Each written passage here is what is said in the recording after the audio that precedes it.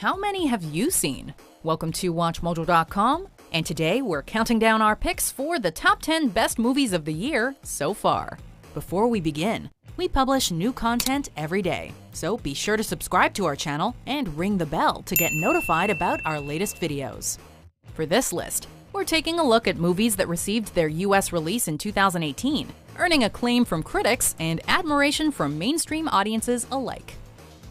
Number 10, Incredibles 2. It's time to make some wrong things right. Pixar finally delivered the follow-up audiences have been begging for. It might have taken 14 years to catch up with the Parr family, but Incredibles 2 picks up as if no time has passed amidst a showdown with the Underminer. This sets the stage for a story full of stylish action sequences and hilarious character moments, with Elastigirl literally getting wrapped up in a mystery. And Elastigirl is our best play. Better than me? Of course, the film gives the entire Parr family time to shine, particularly little Jack-Jack, who's a riot whether battling a raccoon or bonding with Auntie Edna. With storyteller extraordinaire Brad Bird back in action, this sequel did not let us down by any stretch of the imagination. Done properly, parenting is a heroic act. Done properly. Number 9, First Reformed. I've decided to keep a journal to set down all my thoughts and the simple events of my day. Despite not having a single Oscar nomination to his name, writer-director Paul Schrader has established himself as one of the most uncompromising voices ever to grace the silver screen. First Reformed is perhaps his best outing of the 21st century, exploring timely themes regarding the environment, religion, and military veteran suicide. Reverend Toller?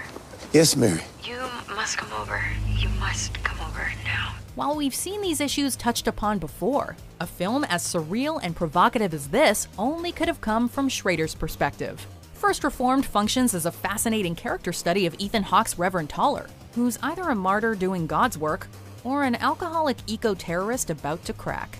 However you interpret it, the film will stick with you long after the credits roll. Well, somebody has to do something. Number 8, Paddington 2. If we're kind and polite, the world will be right. With a 98% approval rating on Rotten Tomatoes, you wouldn't think anything would be able to top the original Paddington. Against all odds, though, this sequel managed to be even funnier and more charming than its predecessor, scoring an elusive 100% on Rotten Tomatoes. In a plot involving stolen pop-up books and prison breaks, Paddington 2 serves up a visually stunning, family-friendly romp that you'll want to eat up like a marmalade sandwich. What is this?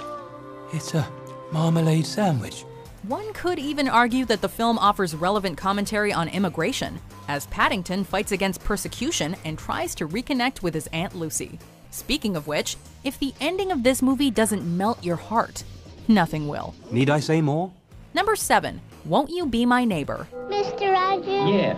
I want to tell you something. What would you like to know? I like you. If you grew up watching Mr. Rogers' Neighborhood, you will certainly have a strong connection to this documentary. Of course, even if the show wasn't a staple of your childhood, you might be surprised to learn just how influential Fred Rogers was. In addition to lessons on friendship and art, Rogers was not afraid to tackle topics like depression, persecution, and death. I've always felt that I didn't need to put on a funny hat or jump through the hoop to have a relationship with a child. In addition to younger audiences, Rogers' sincerity and reasoning could even resonate with adults, most notably during a U.S. Senate meeting regarding government funding for PBS. While the film doesn't shy away from Rogers' imperfections, it's ultimately a celebration of his life that reminds us that anyone can make a difference by simply being neighborly. It's an invitation for somebody to be close to you. Number 6, Annihilation. These aren't decisions, they're impulses. Following Ex Machina,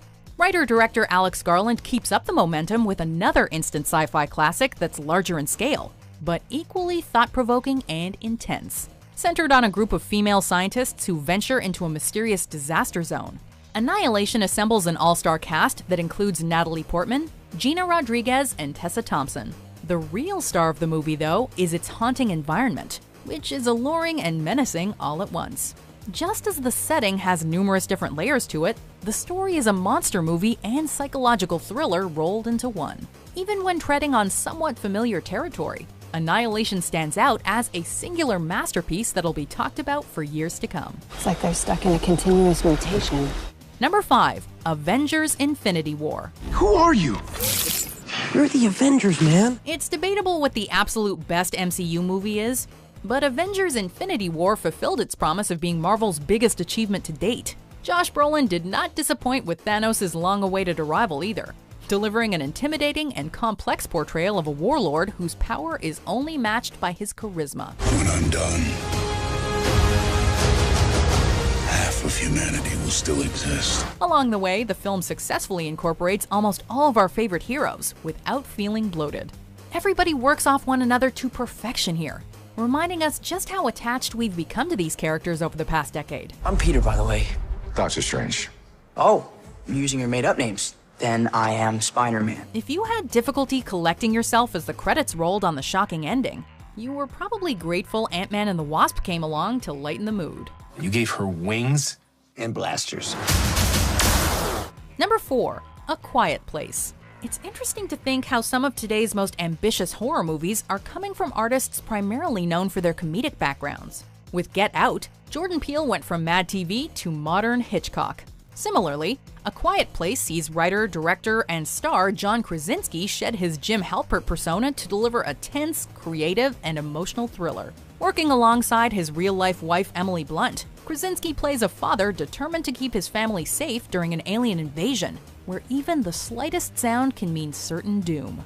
The film is naturally light on dialogue, but heavy on atmosphere, drama, and terror, submerging the audience in a constant state of caution.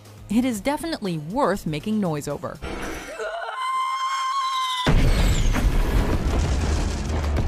Number 3, You Were Never Really Here. You don't have to do that. With echoes of Taxi Driver and Drive, You Were Never Really Here centers on a deeply disturbed man who says little, but speaks volumes through his actions alone.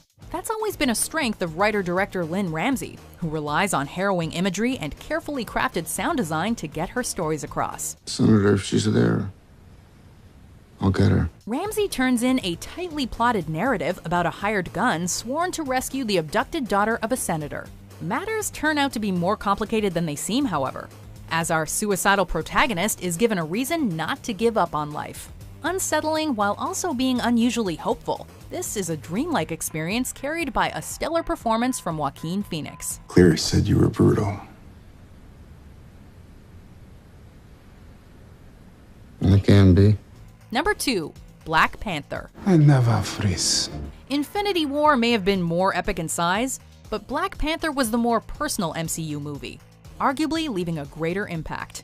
Director Ryan Coogler ingeniously brings Wakanda out of the comics and onto the silver screen, creating a culture that feels surprisingly real. Likewise, the film flawlessly integrates identifiable themes that ring true in today's political and social climates. I am Prince T'Challa, son of King T'Chaka! At the center of everything is a rousing rivalry between our hero and villain, who would be so alike if it weren't for their contrasting methods and ideologies. Throw in a winning supporting cast, detailed production values, and inventive action, and you have a universal crowd pleaser that proves Marvel fatigue will not be setting in anytime soon. Before we unveil our number 1 pick, here are some honorable mentions. I don't think I can stomach any more of this garbage. Exactly. Same here. Words out of my mouth. We have no other option. Oh my god, it's so bad. I hate game night. Who's this? That's Apollo. Wow, that's amazing. Number 1, Hereditary. It's heartening to see so many strange new faces here today. I know my mom would be very touched. Earning comparisons to Rosemary's Baby and The Exorcist, few modern films have chilled audiences to the core quite like Hereditary. Toni Collette gives an Oscar-caliber performance as a grieving mother who's either losing her mind or becoming surrounded by madness. Millie Shapiro is equally exceptional as a troubled 13-year-old girl who will make your heart race with a click of her tongue. Where so many horror films rely on jump scares, director Ari Aster demonstrates the power of slowly creeping up on the audience. That's not to say Hereditary isn't without graphic imagery, and while the film may not be for the faint of heart, it succeeds in getting under your skin and into your head. I just don't want to put any more stress on my family. Do you agree with our picks? Check out these other great clips from WatchMojo, and be sure to subscribe and ring the bell to be notified about our latest videos.